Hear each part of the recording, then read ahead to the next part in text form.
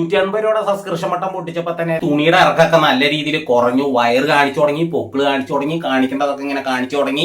ഇനിയിപ്പോ subscription charge കൂട്ടി 400 ആക്കുകയാണെങ്കിൽ നല്ല രീതിയിൽ തുണിയുടെ ഇറക്കം കുറയും. കാണിക്കേണ്ടതൊക്കെ ഒന്നും കൂടി നല്ല ഫ്ലോ ആയിട്ട് കാണിക്കും സുഹൃത്തുക്കളെ. അങ്ങനെയാണ് ഇപ്പൊ പോയിക്കൊണ്ടേയിരിക്കുന്നത്. കാരണം എന്താ, 2 മക്കളെ വളർത്തണ്ടേ.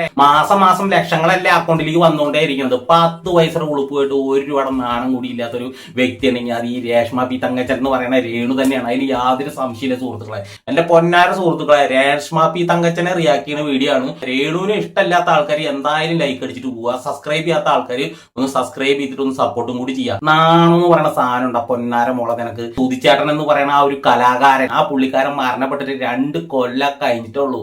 അപ്പോഴേക്കും പുള്ളിക്കാരി ബാറിൽ പോയിട്ട് കൂട്ട് കളിക്കുക. എങ്ങനെ തോന്നുന്നു, ഉടുമ്പര് കൂടിയില്ലല്ലോ ഇത്രയും മാത്രം ഉറച്ച തൊലി. പറയുമ്പോ തന്നെ അറപ്പ് തോന്നുകയാണ്. കലാകാരന്റെ ഭാര്യയാണ് ഈ ബാറിൽ വന്നിട്ട് കൂത്താടിയിട്ട് ഇങ്ങനെ കളിച്ചുകൊണ്ടേയിരിക്കണം. ഒരു 5-6 കൊല്ലത്തിനുള്ളിൽ കോടികൾ നിന്റെ അക്കൗണ്ടിലേക്ക് വന്ന് മറിയണം. അതിനുള്ള പരിപാടിയാണ് ചെയ്തുകൊണ്ടിരിക്കുന്നത്. നീ പണം ഉണ്ടാക്ക്. കാരണം നിന്റെ 2 മക്കളെ നോക്കാൻ വേണ്ടിയിട്ടല്ലേ നീ പണം ഉണ്ടാക്കണത്.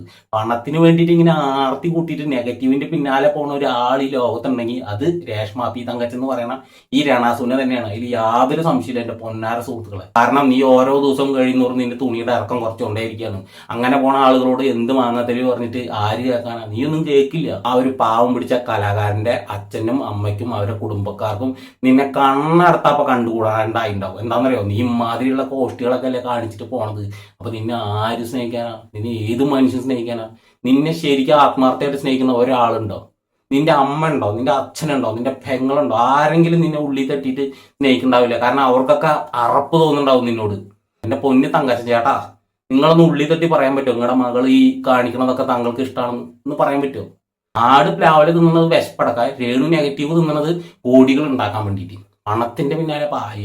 അങ്ങനെ പണത്തിന്റെ പിന്നാലെ പായണ ആളെ നമ്മൾ പിടിച്ച് കിട്ടാൻ നോക്കി ഞാൻ നിൽക്കില്ല. കാരണം പണം കണ്ട് കണ്ണ് മഞ്ഞളിച്ചു തുടങ്ങി. ഇനി പണം തന്നെ വേണം. ഇനി ബാറുകൾ ഇങ്ങനെ ഉദ്ഘാടനം ചെയ്ത് പുള്ളിക്കാർ ഇങ്ങനെ പറഞ്ഞുകൊണ്ടേയിരിക്കും. ഈ വീഡിയോ കണ്ടോണ്ടിരിക്കണം നിങ്ങൾ നെഗറ്റീവ് കമന്റ് ഇങ്ങനെ ഇട്ടോണ്ടിരിക്കും. അത്ര തന്നെ പറ്റത്തുള്ളൂ.